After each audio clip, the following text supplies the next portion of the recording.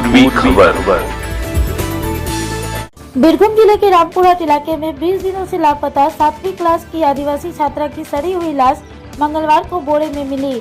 शव के टुकड़े टुकड़े कर पानी में फेंक दिया गया था।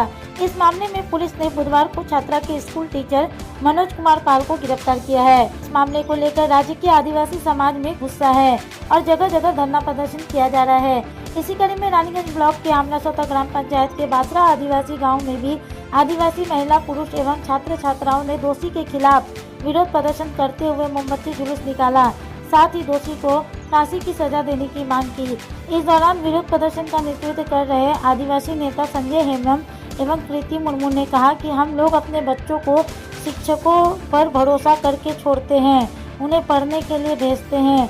अगर शिक्षा की ऐसे कुकर्म करेंगे तो हम लोग किस पर भरोसा करेंगे।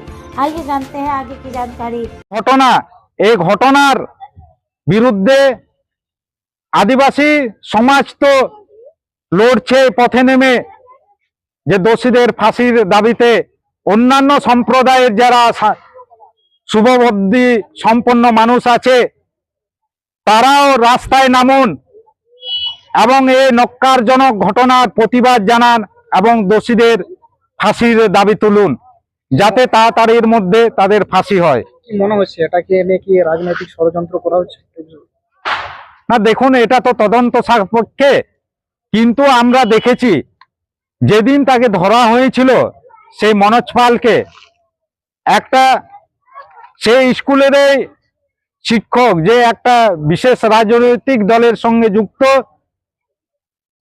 তার অঙ্গুলি হিলনে তাকে ছেড়ে দেওয়া হয় এবং আমরা সোশ্যাল মিডিয়ার মাধ্যমে যখন আমাদের ছোট্ট বোনের বস্তাবন্দি কাটা দেহাংশ পাওয়া যায়, তার পরিবারের মানুষ, যিনি আয় তদন্তকারী অফিসার মহিলা ছিলেন,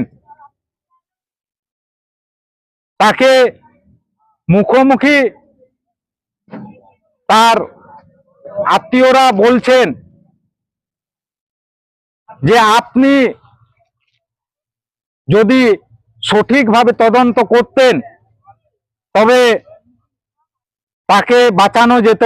তিনি অজুহাত দিয়েছিলেন যে কোনো এভিডেন্স ছিল না বলে আমাদেরকে প্রথমে সে মনোজ পালকে ছাড়তে হয়েছিল।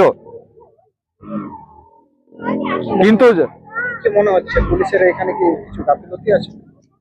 হ্যাঁ, সেটা তো প্রশাসন যদি নিজের সোর্সে যদি সঠিক পদক্ষেপ নিত এবং সে রাজনৈতিক দলের নেতার কথায় যদি ওকে না ছাড়তো, যদি সঠিকভাবে তদন্ত করত, তবে আমাদের ছোট্ট বোন বাঁচত।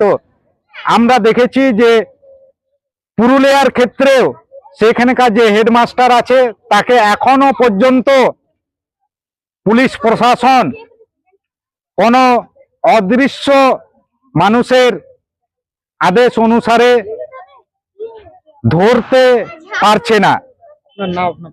আমার নাম সঞ্জয় হেমব্রম, আমি এসটিডি ক্লাবের সম্পাদক।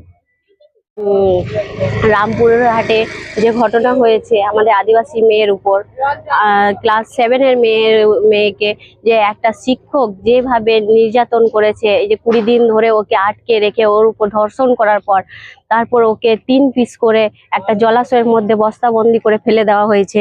তারপর আপনার বাঁকুড়ায় হয়েছে, পুরুলিয়ায় হয়েছে। এই যে আদিবাসী মেয়েদের উপরে এইভাবে যে ঘটনাগুলো হচ্ছে, এই ঘটনাকে কেন্দ্র করে আমরা আজকে প্রতিবাদ করতে রাস্তায় নেমেছি। আমার নাম কান্তি মুর্মু, আমি বাসরা গ্রামের একজন বাসিন্দা। अब तक के लिए बस इतना ही, फिर मिलेंगे अगली खबर में। ऐसी और भी खबरों के लिए बने रहे हमारे साथ, देखते रहे पूर्वी खबर। हमारे चैनल को लाइक, शेयर, सब्सक्राइब करना ना भूलें और बेल आइकन को दबाना ना भूलें और देखते रहें पूर्वी खबर। पूर्वी खबर, नजर सब पर।